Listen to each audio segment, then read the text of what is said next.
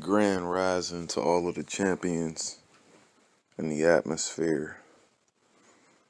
Grand rising to all the kings and queens. This is your man who did it coming at you with a new series called Collision Course, where we like to talk about things that we see that are here in the now, whether it be sports, politics, religion, or any other topics thereof that may intrigue the masses, as well as what we see coming. Just picture two big cargo trains, one on one side of the track coming to, and another one coming from, and boom, a collision course. Or two vehicles who have no idea that they're going in the wrong direction. Boom. We are not trying to highlight accidents, literally. We're not trying to make fun of people or anything like that, where people lose their lives senseless or accidental. This is a metaphor series, like I always do. I enjoy using metaphors and analogies and even movies to break down certain things to help people understand what the heck is going on. Nevertheless, let's get to it, shall we? The very first episode of this collision course will be about the NBA, the National Basketball Association. And this is your man who did it what I see coming. And we have to be patient as viewers of the sport. Not necessarily fans, but viewers. You know, all this time we keep hearing about one particular player, that being LeBron James, playing, 21 years. And up until the PED scandal pops his head out, we can honestly say that that is a very, very cool stat, man. He's been able to do something that he loves for a large amount of time. But the issue is Chris Paul's behind him. Steph Curry's behind him. Kevin Durant's behind him. Russell Westbrook. Dwight Howard, who just made not necessarily a new self-discovery, we already knew, but he was kicking 20 years. Melo would be at 21 years. The point I'm trying to make is he's not the only guy who's about to crack the 20-year mark and that's still playing at a high level. At least that's what they say. So we see all of these guys from that, 2000, early 2000 draft, mid 2000 draft, kicking 20 years in the butt, right? Kicking through the door, SWAT team style. But then on another end, okay, now here's the other topic. We have these new jacks coming in the game as well as foreigners saying that it's easy, and that would be Jokic, that would be Embiid. Now down to this young man, Victor Wembanyama for the San Antonio Spurs, who's just showed that maybe it is easier to score and at this point dominate. If you watched any of the Phoenix Suns versus the San Antonio Spurs little series, either Kevin Durant just doesn't care, or Victor Wembanyama is the real deal, or a combination of both. So the point I'm trying to make is the media, guys, is going to actually cause this collision course, and we have to sit back and watch this crash transpire right in front of our faces. You all have been telling us, the media that is, you all have been telling us for years about how this era is so much better than previous eras, the 80s, the 90s, 70s, and don't even get me started on how they disrespect the 60s, okay? But now that these young boys is coming in, as well as foreigners, they're supposed to be softer, not as mentally tough as us. They don't have all of the resources. They don't play against all of the top of the line talent. They're coming here killing us, man. We even lost in the Olympics. Let's not forget. Okay? So when this happens, they're going to be telling us that these young boys, the reason why they're scoring is because the game is so easy now. There's no defense, blah, blah, blah. Well, whose fault is that the game is so soft now? Whose fault is it that it's so easy to score for the last 15 or so years? You guys have called this guy the best shooter that's ever put on a pair of sneaks, that being Steph. You guys call this dude possibly the best all-around player to ever play the game, that being Braun. Kevin Durant is the best scorer.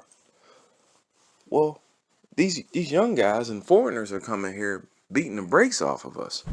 And I say us because I represent, obviously, the tribe of Judah. I'm never going to back down from that whole argument. We do have the best gifts and talent, that being the American Negro, especially when it comes to sports. But now we're not talking about sports. We're talking about what's inside of the mind and heart that helps you perform better in sports, minus the politics. And I'm telling you that the collision course is going to be, they're going to accidentally prop up Victor Wembanyama by telling the truth about how this era of basketball for these last couple of years has been fugazi. Now the LeBron sexuals will go off and lose their minds. They'll say things after a while hating on Luka and what's the other guy's name, Jokic. But there's some truth to that. It's so easy. Well, who's been the king that's been the king of Easy Street for the last 15 or so years? Now, when he first came in the league, it was harder. I remember hearing those analysts and experts saying over and over again, when he first came in the league, there was hand checking and the defenses, look at how the scores were much lower with the Pacers, led by Ron Artest and Captain Jack and Jermaine O'Neal. And the Pistons with the Wallace brothers and Billups and Tayshaun and Rip and Maxfield. We remember those teams, the physicality, right about before the Malice of the Palace and the inserts, for no disrespect to Caucasian superstars such as Steve Nash, who's a Canadian, by the way, then Dirk Nowitzki, who is German. But then it all started to shift change for the star power and goofball Nike commercials and puppeteers and all this other crap. Then Obama gets, what you want to call it, Obama gets into office and everything's about being woke. And then it gets obviously to Trump, and then these niggas is already crying and kneeling and all this other stupid stuff. But that's on the outside. I'm talking strictly two different trains that I see about to collide.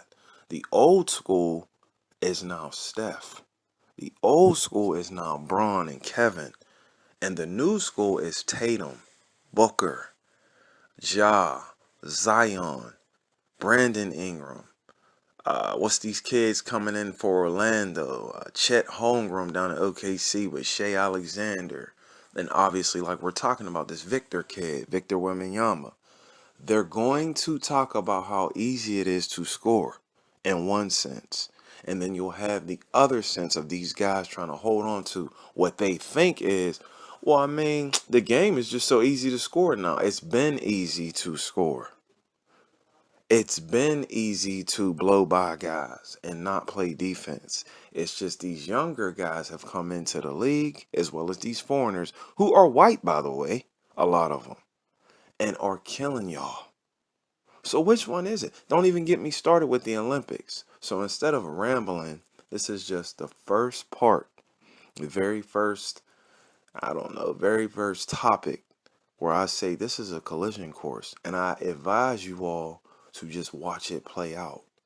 I don't care on either end. At this point, the NBA has lost my, I don't know, lost my attention in a lot of ways. I'm still enamored by the athleticism and some of the things that I see, but as far as the game itself, I don't know if it's a movie. I don't know if it's a circus. I don't know if it's just effortless at this point. And that is not competition. That's not the mind of a gladiator. That's not the heart of a gladiator. And a lot of you guys out here know what I'm trying to get at, man. There's something suspicious going on with this so-called 20 plus years of playing and excellence. Well, he's not the only one. The problem is, how's all these guys playing 20 years?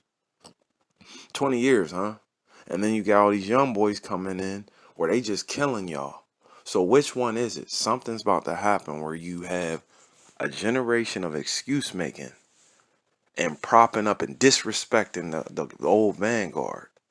These young boys about to come in and do the same thing to them. Except for I'm not glorifying them. This is whack. This is whack. Victor Wembanyama has yet to hit the floor, has yet to face any restraint, physically that is, because that's the era. That's what we've been watching for the last 20 years. Or at least 14, 15. Apologies. All right?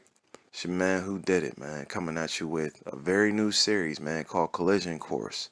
And if you're not up on this type of information and the context seems a little bit rambled at this point, then I advise you to listen to it over again and understand what I'm saying about two different schools of thought about to collide.